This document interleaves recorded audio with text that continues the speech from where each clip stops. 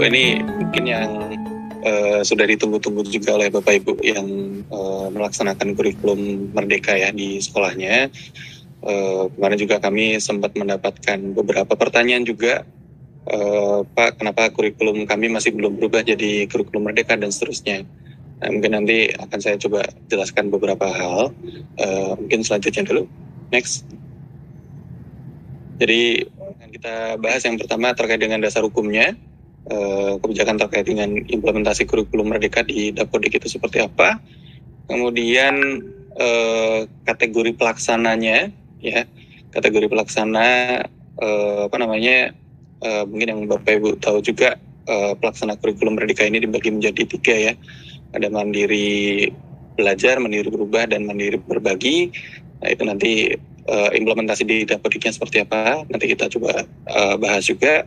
Kemudian teknis pengisian aplikasi Dapodiknya, kemudian fitur-fitur yang kita coba sesuaikan sesuai dengan sesuai dengan kebutuhan, itu nanti seperti apa. Next. Nah, mungkin dari dasar hukum ya Bapak Ibu ya. Jadi untuk pedoman penerapan kurikulum dalam rangka pemulihan pembelajaran ini kemarin sudah ada Kemendikbud ya, Kemendikbudristek nomor 262/M/2022. Kemudian kemarin juga ada keputusan Kepala Badan Standar Kurikulum dan Asesmen Pendidikan nomor 44/H/KR/2022 tentang Satuan Pendidikan Pelaksana Implementasi Kurikulum Merdeka pada tahun ajaran 2022-2023. Next.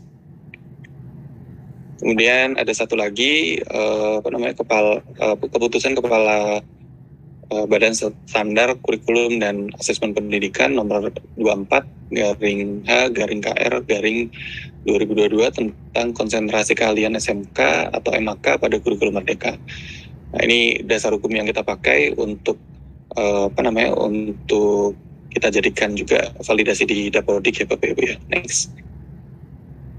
Kemudian dari kategori pelaksana mungkin Bapak Ibu juga sudah terinfo ya. Jadi bahwa untuk kategori pelaksana kurikulum Merdeka ini ada 3.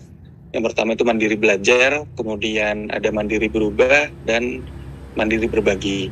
Nah, mandiri belajar ini Satuan Pendidikan menerapkan beberapa bagian dan prinsip kurikulum Merdeka tanpa mengganti kurikulum yang digunakan di Satuan Pendidikan.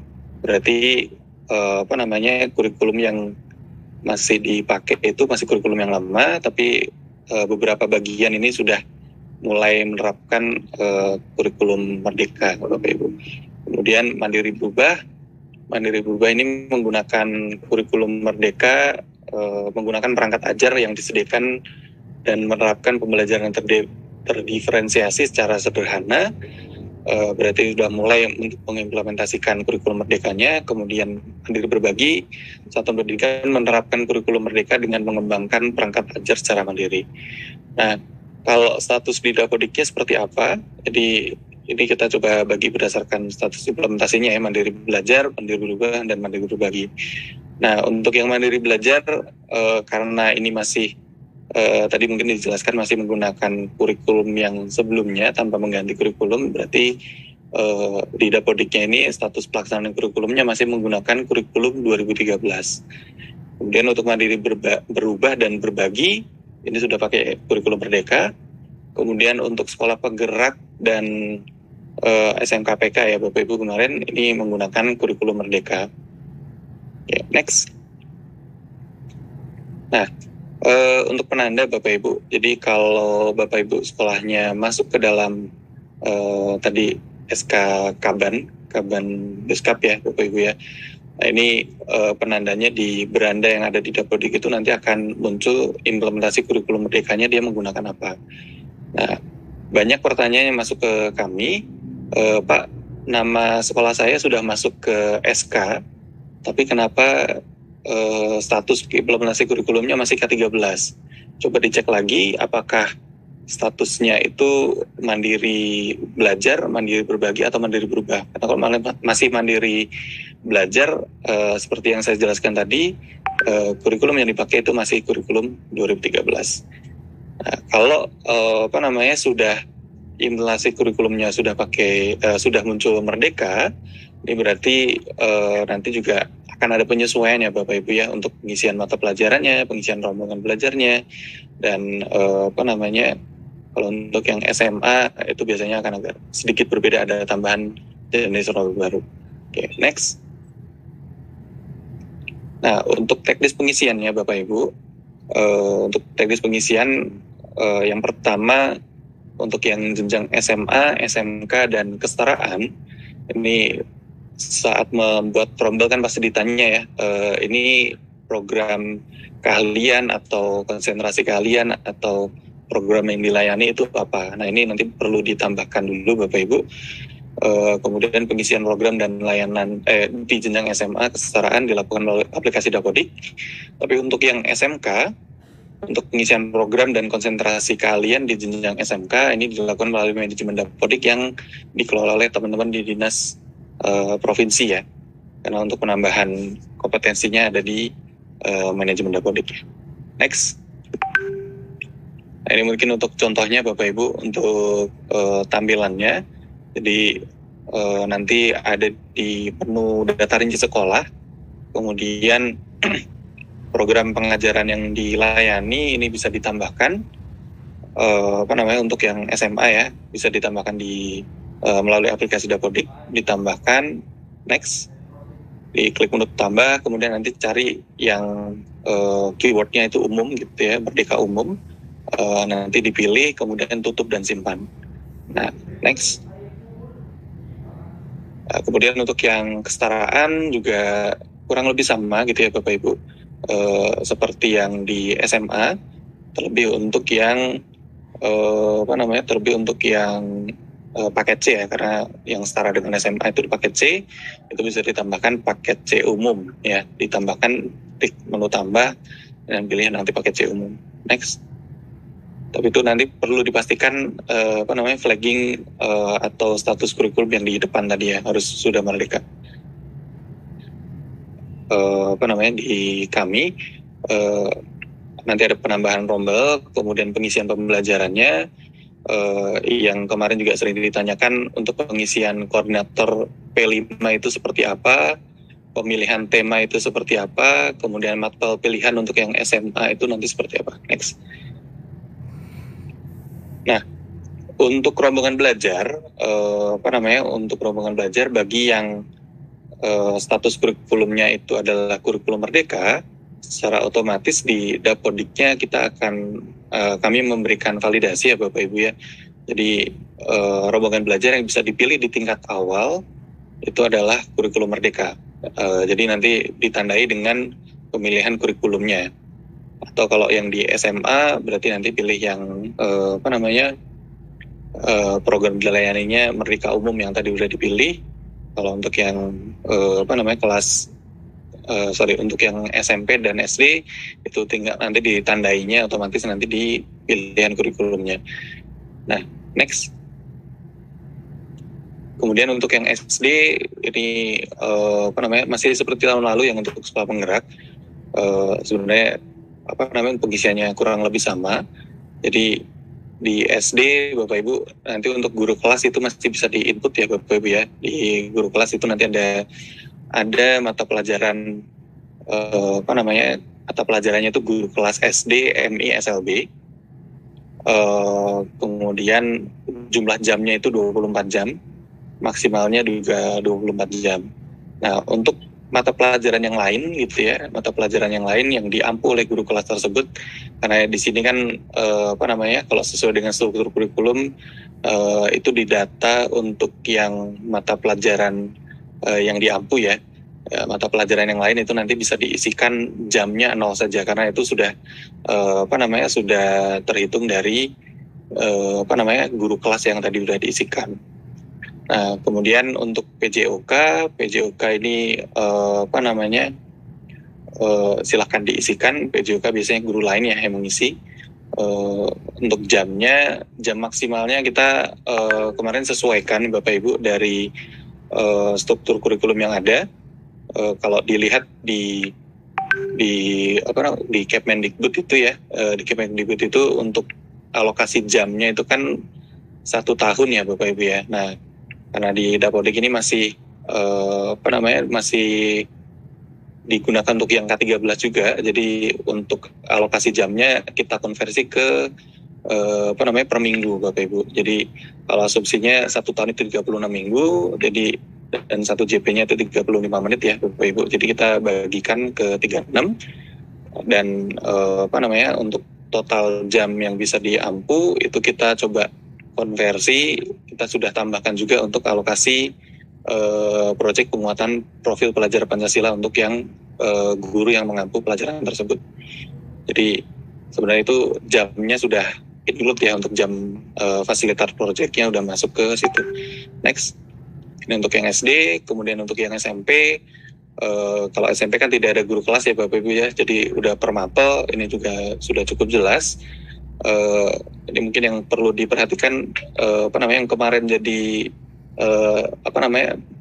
berbeda persepsi ya, kesalahan persepsi itu untuk guru yang dia mengajarkan satu guru itu kan pasti diminta untuk mengajar proyek penguatan Pancasila ya, untuk mengampu ya. Nah itu diisikannya kemarin jamnya dimasukkan ke jam penguatan pelajar Pancasila. Nah, padahal itu sebenarnya diperuntukkan nanti untuk untuk koordinator proyek ya Bapak Ibu ya. Nah, sebenarnya jamnya sudah kita include-kan ke dalam jam maksimal gitu ya. Kalau Bapak Ibu perhatikan di di struktur kurikulumnya, ini contoh yang Pancasila ya Bapak Ibu ya. Pancasila alokasi intrakurikulernya itu 72 jam per tahun ya. Atau kalau dikonversi per minggu itu 2 jam. Kemudian itu ada alokasi proyek ya, untuk proyek penguatan Pancasila itu 36 jam per tahun. Kemudian kalau di total itu 108 jam. Nah, untuk jam maksimalnya kita udah pakai yang 108 bagi 36 itu dapatnya 3 jam. Jadi sebenarnya kalau udah diisikan 3 jam itu sebenarnya udah ke-include untuk yang mata pelajaran proyeknya. Next, untuk SMA juga sama, untuk jam maksimalnya ya, jam maksimal dan konversi dari jam per tahun ke jam per minggu. Oke, next. Untuk SMK juga sama. Next. Nah,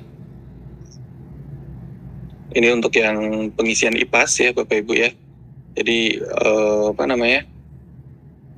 nanti di pilihan project IPAS itu nanti bisa dipilih di sana, kemudian setelah diisikan, nah itu nanti bisa dipilih sub mata pelajaran. Nah, di sub mata pelajarannya itu nanti temanya bisa diisi di sana. Oke, next. Nah, kemudian untuk yang dasar-dasar program kalian ini juga kurang lebih sama ya Bapak Ibu ya. Nanti bisa ditambahkan di sub mata pelajarannya untuk jelasnya ini sebenarnya apa saja yang diajarkannya. Oke. Next, Bapak Ibu. Oke. Untuk pengisian mapel seni, jadi ini alokasi JP menyesuaikan dengan ketentuan di masing-masing jenjang sesuai Kemendikbud Ristek nomor 262 /M/M/2022. Kemudian satuan pendidikan menyediakan minimal satu jenis seni. Kemudian peserta didik memilih satu jenis seni ya. Jadi itu nanti dipilih salah satu untuk satu rombel gitu ya. Jadi yang diajarkan itu seni apa? Seni tari. Katakanlah seni tari, berarti yang diisikan di seni tarinya. Oke, next.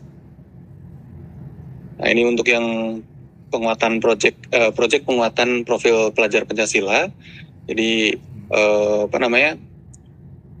proyek penguatan Pancasila ini sebenarnya sudah include ke dalam mata pelajaran untuk yang fasilitatornya atau untuk guru yang mengampu. Nah, yang kemarin masih belum ada itu kan untuk pencatatan pencatatan koordinator proyeknya ya Bapak Ibu ya. Kalau untuk yang ini untuk tema-temanya yang bisa dipilih nanti di dalam pembelajarannya. Next aja mungkin. Nah, untuk perekaman koordinator proyek Pancasila, pastikan nanti masuk ke dalam menu rombel, kemudian nanti diklik tombol ubah gitu ya, nanti di dalamnya next. Di pembelajaran, nanti masuk ke pembelajaran. Nah, di situ ada mata pelajaran proyek penguatan profil pelajar Pancasila. Nah, ini diisikan PTK yang mengampu itu adalah koordinator proyeknya ya. Nanti bisa dipilih koordinator proyeknya, kemudian langkah selanjutnya itu nanti bisa memilih temanya. Tema yang diampu itu apa saja.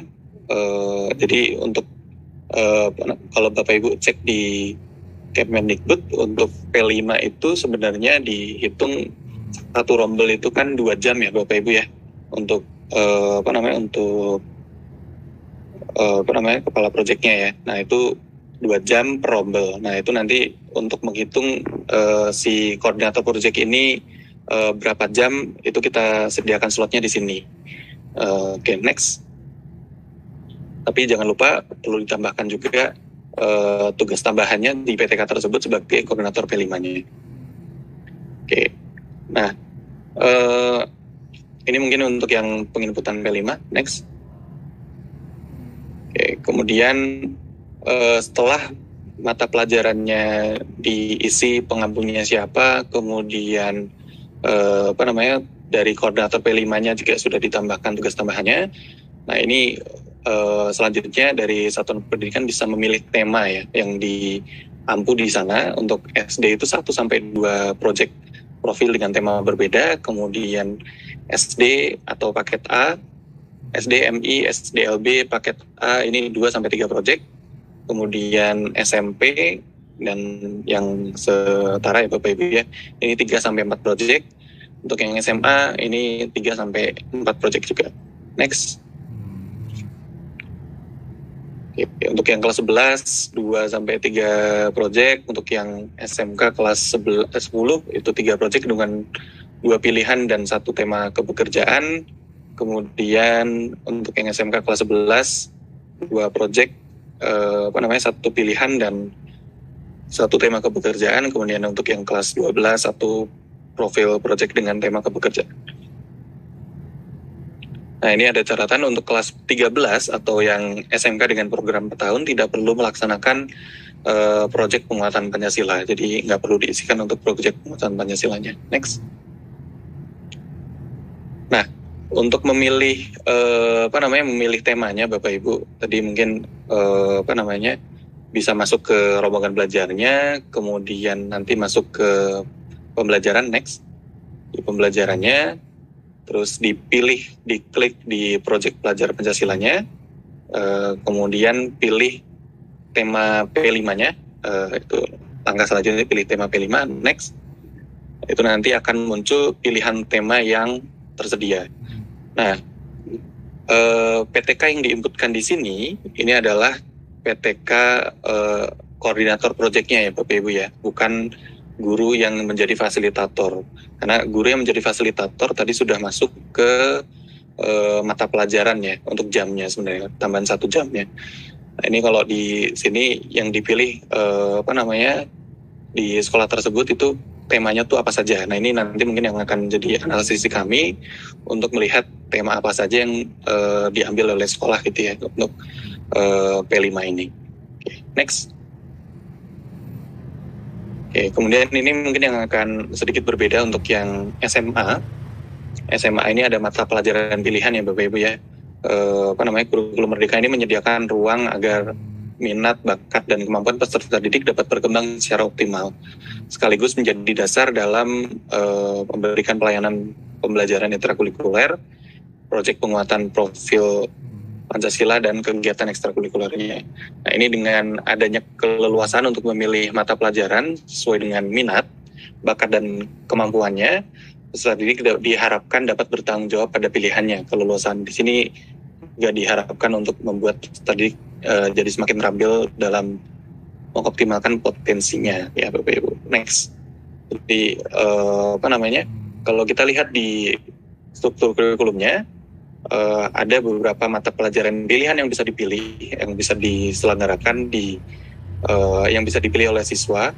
Tapi ini dengan catatan sesuai dengan ketersediaan guru ya, Bapak Ibu ya, sesuai dengan ketersediaan guru yang ada di satuan pendidikan. Jadi kalau katakanlah ada siswa yang minat ingin belajar bahasa Jerman nih di sekolah tersebut, tapi nggak ada guru bahasa Jermannya, ya berarti pilihan tersebut nggak bisa ya. Tapi berarti harus disesuaikan dengan kondisi yang ada di sekolah juga. Nah, setiap peserta didik ini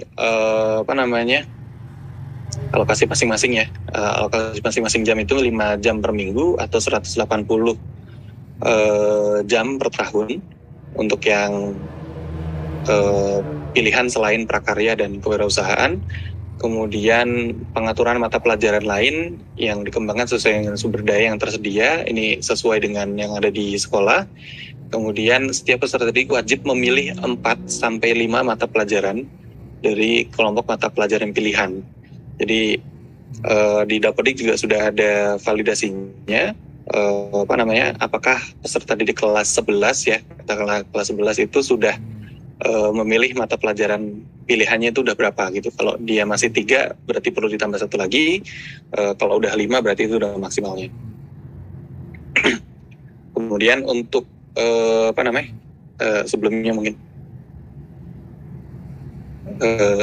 nah untuk mata pelajaran pilihan di kelas 10 dan kelas 11 dan kelas 12 ini tidak ada syarat minimum peserta didik ya Bapak Ibu ya. Jadi kalau katakanlah yang minat itu cuma 1 ya harusnya tetap dihitung itu untuk jamnya ya. Tapi mungkin yang perlu kita perhatikan adalah paralel kelasnya itu bisa berapa, karena kalau ternyata di situ yang berminat sedikit tapi jumlah gurunya berlebih katakanlah ya, kalau bisa diampul oleh 1 guru, kenapa harus lebih dari 1 guru gitu. Ini validasinya masih ada di Dapodik itu seperti itu. Jadi kalau katakanlah yang minat untuk bahasa Korea, katakanlah yang minat bahasa Korea itu ada 20 anak, ya berarti 20 anak itu digabungkan jadi pencatatannya itu digabungkan jadi 1 rombel tersendiri untuk mencatat peminatan tersebut. Jadi itu tidak bisa dibagi jadi 2 guru ya yang mengampung ya. Jadi 10-10 itu nanti pasti akan kena validasi. Next.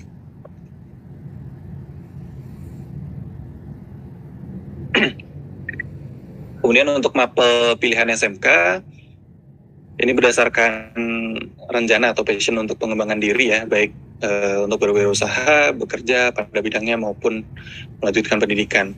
Nah ini mata pelajaran pilihannya juga ada di SMK.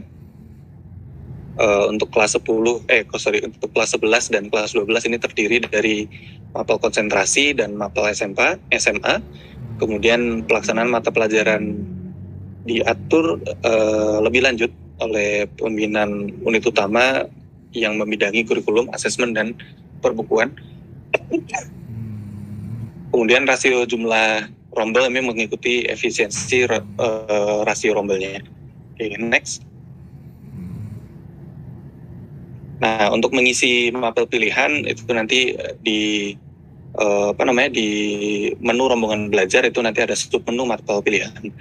Nah, ini nanti kan Bapak Ibu nanti dapat membuatkan rombel gitu ya. Jadi ini sebenarnya pencatatannya mirip dengan lintas minat. Jadi bedanya dengan lintas minat, mungkin kalau lintas minat kan yang diajarkan itu lebih di lintas dari peminatannya. Tapi kalau ini peminatannya ada satu blok tersendiri, nah itu yang bisa dipilih oleh siswa. Next.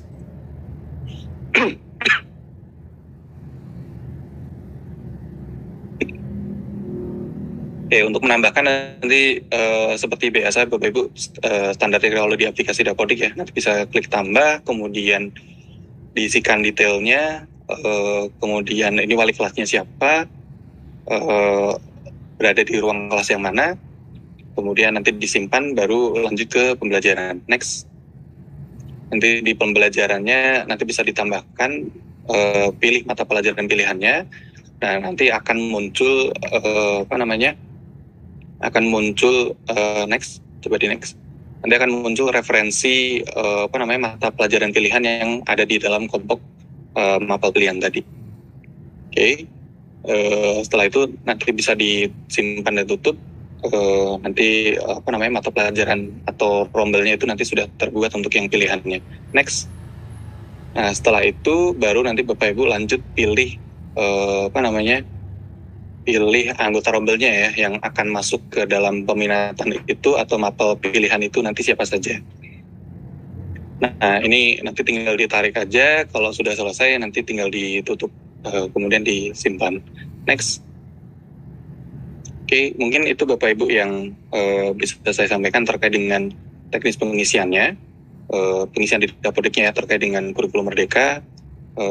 Ya mungkin nanti kita bisa diskusikan ya kalau ada pertanyaan lebih lanjut. Mungkin itu dari saya kembali lagi ke Mbak Sinta. Silakan Mbak Sinta.